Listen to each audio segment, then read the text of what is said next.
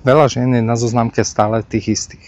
Aj po rokoch, keď som sa znova registroval, tak som zistil, že stále sú tam tie isté tváre. A prečo je to tak? O tom si povieme teraz. Základné požiadavky, ktoré ženy majú na mužov a ktoré berú ako red flags.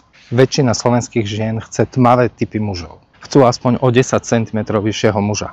Aby bol slobodný alebo rozvedený, aby nepil alkohol ani fajčil a aby nebol potetovaný, hlavne v oblasti tváre. Ideálne, aby bol bezdetný alebo aby nemal maličké deti. Keď to tak dám dokopy, tak si myslím, že to je možno viac ako polovica mužov.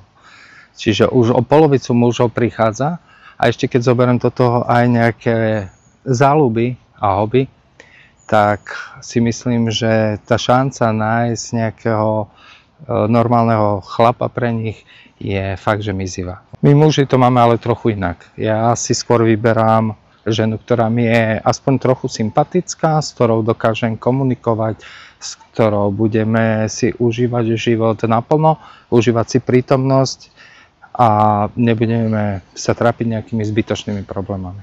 To je pre mňa priorita. A si myslím aj, že pre väčšinu mužov. A som zvedavý aj na vás, aký vy máte na to názor. Tak napíšte.